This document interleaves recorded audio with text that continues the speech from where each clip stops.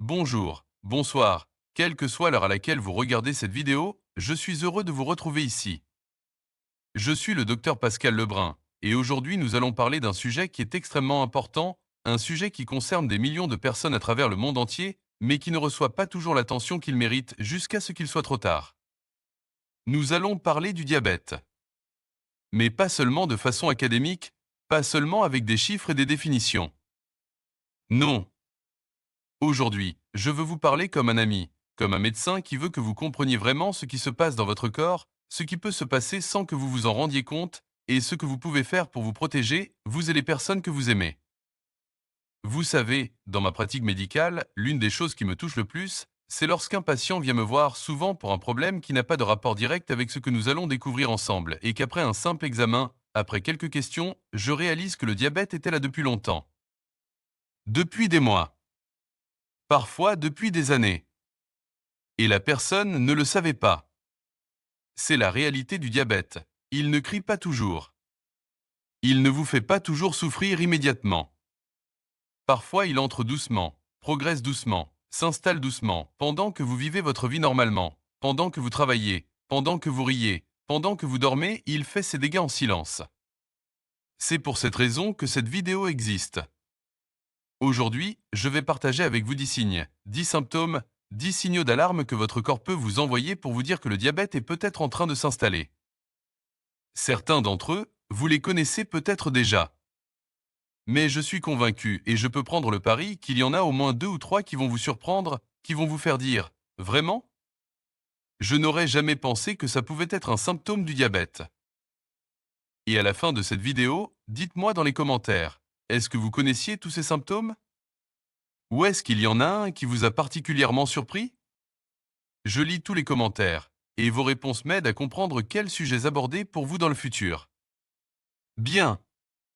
Avant d'entrer dans le vif du sujet, prenons un moment pour comprendre ce qu'est vraiment le diabète, parce que comprendre la maladie, c'est déjà commencer à la combattre sur de bonnes bases.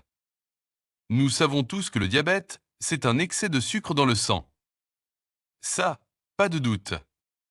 Mais ce qui est plus important à comprendre, c'est pourquoi cela arrive et comment cela arrive. Notre corps a besoin d'une hormone appelée insuline pour pouvoir utiliser le sucre que nous mangeons comme source d'énergie. Cette insuline est produite par un organe qu'on appelle le pancréas. Quand tout fonctionne normalement, vous mangez, le sucre entre dans le sang, le pancréas envoie de l'insuline, l'insuline ouvre les portes des cellules pour que le sucre puisse y entrer, votre corps obtient son énergie et le taux de sucre dans le sang revient à la normale. Un beau mécanisme. Efficace. Équilibré. Mais lorsque ce mécanisme se brise, c'est là que le diabète entre en jeu. Il existe deux grands types de diabète qu'il est important de connaître. Le premier, c'est le diabète de type 1. Dans ce cas, le pancréas n'est plus capable de produire de l'insuline ou il en produit très très peu. La raison n'est pas toujours entièrement claire, mais on pense que des infections virales dans l'enfance, des facteurs génétiques et une réaction immunitaire où le corps attaque ses propres cellules du pancréas, tout cela contribue. Le sucre s'accumule dans le sang parce qu'il n'y a plus d'insuline pour le conduire là où il doit aller. Le diabète de type 1 apparaît souvent chez les jeunes, avant 30 ans, et il peut s'installer rapidement avec une série de symptômes frappants. Pour les personnes qui ont le type 1, l'insuline n'est pas une option, c'est une nécessité absolue. Le deuxième type, et c'est le plus répandu dans le monde, c'est le diabète de type 2. Ici, le pancréas fonctionne encore. Il produit de l'insuline. Mais le problème, c'est que le corps devient résistant à cette insuline. Il ne peut plus l'utiliser comme il devrait. L'insuline est présente, mais c'est comme une clé qui n'ouvre plus la serrure. Résultat, le sucre reste dans le sang, le corps ne reçoit pas l'énergie dont il a besoin, et petit à petit, les dégâts commencent. Le diabète de type 2 s'installe plus lentement, plus silencieusement. Il a un lien direct avec notre alimentation, avec notre poids, avec notre mode de vie sédentaire. Et il entretient un lien très fort, je veux dire remarquablement fort, avec l'obésité. Ce n'est pas un jugement moral. C'est une réalité médicale. Lorsque le poids du corps dépasse un certain seuil, les cellules deviennent plus résistantes à l'insuline, ce qui crée des conditions qui favorisent le diabète. C'est pour cette raison que lorsque la prévalence de l'obésité augmente et elle augmente, la prévalence du diabète de type 2 augmente avec elle. Bien, maintenant vous connaissez les bases. Maintenant, entrons dans le cœur du sujet. Symptôme numéro 1. Vous urinez plus que d'habitude souvent et en grande quantité. Imaginez que vous commencez à remarquer que vous allez aux toilettes plus souvent que d'habitude. Pas juste un peu plus, vraiment beaucoup plus. La nuit aussi. Vous vous réveillez pour aller uriner. Ce n'était pas votre habitude avant. Ce qui se passe, c'est ceci. Lorsque le taux de sucre dans le sang dépasse un certain niveau, les reins qui filtrent votre sang ne peuvent plus retenir tout ce sucre. Ils sont obligés de l'éliminer dans les urines. Mais pour éliminer le sucre, ils ont besoin d'eau. Plus il y a de sucre, plus ils utilisent d'eau. Résultat, vous urinez davantage, en plus grand volume, plus fréquemment. C'est souvent l'un des premiers signes à apparaître. Et fréquemment, les gens l'attribuent à autre chose. Ils boivent plus, il fait chaud, c'est le stress. Mais si cela commence sans explication claire, c'est un signal à ne pas ignorer. Symptôme numéro 2. Vous avez soif en permanence, et même quand vous buvez, vous gardez la bouche sèche. C'est la conséquence directe du premier symptôme. Votre corps perd de l'eau pour éliminer le sucre. Pour compenser, il vous envoie le signal de la soif. Vous buvez. Et malgré tout, la souffrance continue, parce que la perte d'eau ne s'arrête pas. Certaines personnes boivent 2 litres, 3 litres, 4 litres d'eau par jour et ne se sentent jamais vraiment désaltérées. Ce qui peut vous sembler excessif, c'est pourtant la réalité que vivent les personnes qui traversent cette étape. Ensemble, les symptômes 1 et 2 forment ce que les médecins appellent le syndrome polyuropolydipsique, beaucoup d'urine, beaucoup de soif. Et lorsqu'on les voit ensemble, le diabète doit rester en tête de liste à éliminer. Symptôme numéro 3. Vous perdez du poids sans le vouloir et pourtant vous avez de l'appétit. C'est l'un qui peut vraiment surprendre les gens. Nous avons l'habitude d'associer la perte de poids au fait de manger moins. Mais dans le diabète, ce n'est pas toujours le cas. Dans le type 1 en particulier, les personnes peuvent perdre du poids rapidement, tout en mangeant normalement ou même davantage, parce qu'elles ont constamment faim. L'explication est simple. Si votre corps ne peut pas utiliser le sucre comme énergie parce qu'il n'y a pas d'insuline ou parce que l'insuline ne fonctionne pas, il va chercher de l'énergie ailleurs. Il commence à dégrader la masse musculaire et les graisses. Cela provoque une perte de poids. Et parce que les cellules ne reçoivent pas d'énergie, elles continuent d'envoyer des signaux de faim. Ces 3 premiers symptômes, uriner beaucoup, avoir soif de façon excessive, perdre du poids sans raison, forment un triangle clinique classique qui doit amener toute personne à consulter un médecin sans tarder. Symptôme numéro 4. Votre haleine change. Elle prend une odeur sucrée ou fruitée, parfois comparée au vernis à ongles. C'est un symptôme dont on parle rarement, mais qui est très important. Lorsque le corps ne peut pas utiliser le sucre pour produire de l'énergie et qu'il commence à dégrader les graisses, il produit ce qu'on appelle des corps cétoniques. Ces cétones peuvent être éliminés par les poumons, et cela donne à la laine une odeur caractéristique. Certains la comparent à des pommes fermentées, d'autres à du vernis à ongles.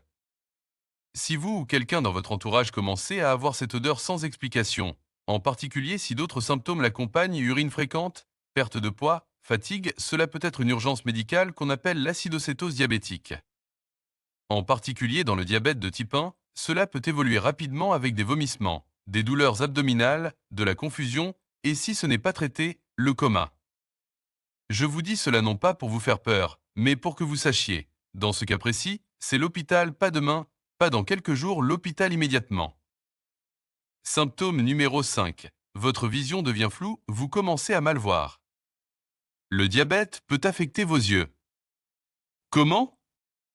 Lorsque le taux de sucre dans le sang monte trop, il peut modifier la forme du cristallin, une partie de l'œil qui participe à la mise au point de la vision. Résultat, les images deviennent floues, vous avez du mal à voir clairement, que ce soit de près ou de loin. Ce n'est pas la même chose que les complications oculaires à long terme du diabète qui peuvent endommager la rétine, nous en parlerons dans un instant. C'est l'effet direct de l'élévation du sucre sur l'œil. Et bonne nouvelle, souvent, lorsque le taux de sucre est contrôlé, la vision peut s'améliorer. Mais si vous avez des troubles visuels nouveaux, inexpliqués, et que vous avez un ou plusieurs autres symptômes de cette liste, n'attendez pas consulter. Symptôme numéro 6. Vous ressentez une fatigue inhabituelle, lourde, persistante, qui ne disparaît pas même après le repos. La fatigue du diabète n'est pas comme la fatigue ordinaire. Elle est plus lourde, plus constante. Même le matin après une bonne nuit de sommeil, vous vous levez et vous ne vous sentez pas reposé. Les raisons sont multiples. Vos cellules ne reçoivent pas l'énergie dont elles ont besoin parce que le sucre ne peut pas y entrer correctement. Votre corps travaille dur pour compenser. Vous urinez souvent la nuit, ce qui coupe votre sommeil. Vous êtes déshydraté. Vous perdez de la masse musculaire. Tout cela ensemble crée une fatigue difficile à ignorer, mais que les gens attribuent souvent au travail, au stress, à l'âge ou au fait qu'ils ont besoin de vacances. Si vous ressentez une fatigue qui n'est pas normale, qui dure, qui est sans explication, c'est quelque chose à mentionner à votre médecin. Symptôme numéro 7. Vous avez des démangeaisons dans la zone génitale ou vous faites des mycoses à répétition. C'est l'un dont je veux parler avec soin, parce qu'il surprend souvent les gens et il peut vraiment vous étonner. Les mycoses, ces infections à champignons, ont une préférence particulière pour les zones chaudes, humides et riches en sucre. La zone génitale, avec sa chaleur, son humidité naturelle, est déjà un environnement qu'il tolère. Mais lorsqu'on y ajoute du sucre en excès, éliminé dans les urines et chez les femmes en particulier, cela peut perturber la flore vaginale. Les champignons trouvent des conditions idéales pour proliférer. C'est pour cette raison que certaines personnes passent chez un médecin, généraliste ou même spécialiste en médecine sexuelle en se plaignant de mycoses qui reviennent, qui résistent au traitement. Et c'est au cours de la conversation que le médecin commence à poser des questions plus larges. Quels autres symptômes avez-vous? Et c'est là qu'on découvre le diabète. Si vous faites une mycose une fois par an, peut être normal. Si vous en faites une tous les mois, si elle revient constamment, si les traitements ne suffisent pas à l'éliminer durablement, cela mérite une évaluation médicale qui prend en compte la possibilité d'un diabète. Pour les personnes qui ont déjà un diabète, l'hygiène de la zone génitale est très importante. Se laver régulièrement, mais sans agressivité. Utilisez un savon doux. Porteur des sous-vêtements en coton pour absorber l'humidité. C'est simple, mais cela fait une grande différence. Symptôme numéro 8. Vos plaies mettent anormalement longtemps à cicatriser ou elles cicatrisent mal avec une rougeur persistante. C'est un symptôme que les gens ignorent souvent ou minimisent parce qu'il semble anodin. Vous vous êtes coupé en vous rasant, vous vous êtes blessé au pied, vous vous êtes égratigné le genou, et vous remarquez que la plaie prend beaucoup plus de temps que d'habitude pour guérir. Elle reste rouge plus longtemps. Elle s'infecte plus facilement. Le diabète ralentit le processus de cicatrisation. Pourquoi?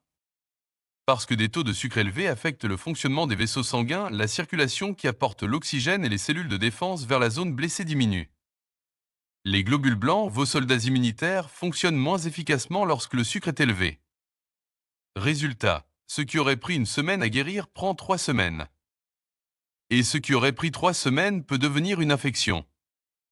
Dans les cas extrêmes, que l'on voit souvent dans un diabète qui n'a pas été traité pendant longtemps, les plaies peuvent devenir si graves qu'elles ne guérissent plus du tout. C'est ce qu'on appelle le pied diabétique, et dans les situations les plus sévères, cela peut mener à une amputation. Mais nous ne voulons pas en arriver là. Nous en parlons maintenant, avant d'en arriver là. Si vous remarquez que vos plaies prennent plus de temps que d'habitude à guérir, parlez-en à votre médecin. Ce n'est pas anodin. Ça peut être un signe. Symptôme numéro 9. Vous avez des infections plus fréquentes qu'avant et elles mettent plus de temps à partir. Cela est lié aux symptômes précédents, mais de façon plus large. Pas seulement les plaies, tout type d'infection.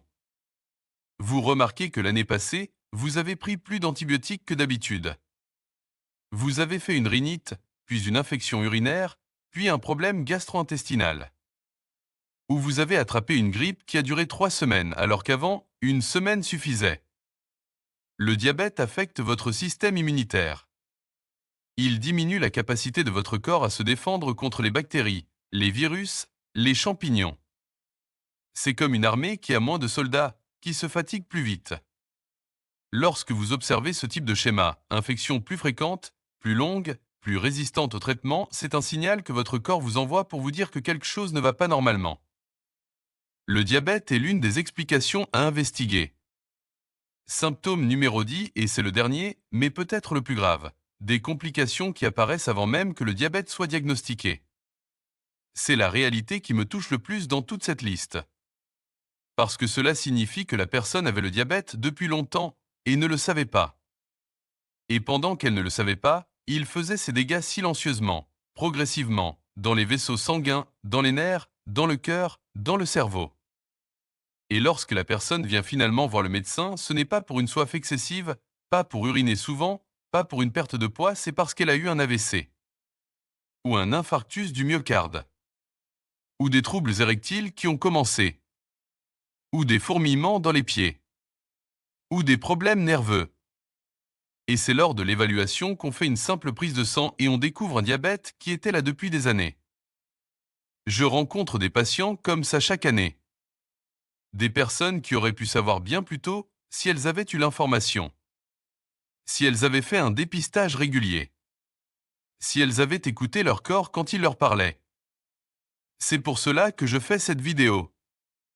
Pas pour vous alarmer, mais pour que vous ayez les outils, l'information entre vos mains pour que vous puissiez agir tôt si vous en avez besoin. Maintenant, laissez-moi vous donner un message pour conclure. Tout ce que nous venons de voir, urine fréquente, soif excessive, perte de poids, haleine modifiée, vision floue, fatigue, démangeaison génitale, cicatrisation difficile, infection fréquente, complications, ce n'est pas pour que vous appreniez tout ça et que vous fassiez le médecin vous-même. C'est pour que vous puissiez les reconnaître, pour que vous puissiez vous dire « quelque chose n'est pas normal ». J'ai besoin de parler à un médecin. Parce qu'un diabète découvert tôt, traité tôt, c'est un diabète qui ne génère pas toutes ces complications dont nous avons parlé. Une simple prise de sang peut le détecter. Une conversation avec un médecin peut changer la trajectoire de votre vie. Et après 40, 45, 50 ans, si vous n'avez pas de prise de sang de contrôle effectuée tous les 2 ou 3 ans, parlez-en à votre médecin pour en programmer une. C'est un acte de prévention simple, rapide, qui peut détecter le diabète avant qu'il ne commence à parler, avant qu'il ne commence à faire des dégâts. Vous méritez de savoir ce qui se passe dans votre corps. Vous méritez une bonne information. Vous méritez votre santé. Je suis le docteur Pascal Lebrun. Merci infiniment d'avoir passé ce moment avec moi aujourd'hui. Si cette vidéo vous a appris quelque chose, ou si elle vous a rappelé quelque chose que vous aviez oublié, partagez-la, s'il vous plaît. Vous ne savez pas qui parmi vos amis, parmi votre famille, pourrait bénéficier de ce message. Dites-moi dans les commentaires, quel symptôme vous a le plus surpris dans cette liste? Y en a-t-il un que vous n'auriez jamais associé au diabète? Je lis tous les commentaires. J'aime ces échanges parce qu'ils m'aident à comprendre ce qui est important pour vous et ils guident mes choix de sujets pour les vidéos à venir. Si vous n'êtes pas encore abonné, cliquez sur le bouton d'abonnement. Ça prend une seconde et cela vous assure de ne rien manquer parce que nous parlons de sujets qui peuvent faire une vraie différence dans votre vie. Prenez bien soin de vous. On se retrouve très bientôt.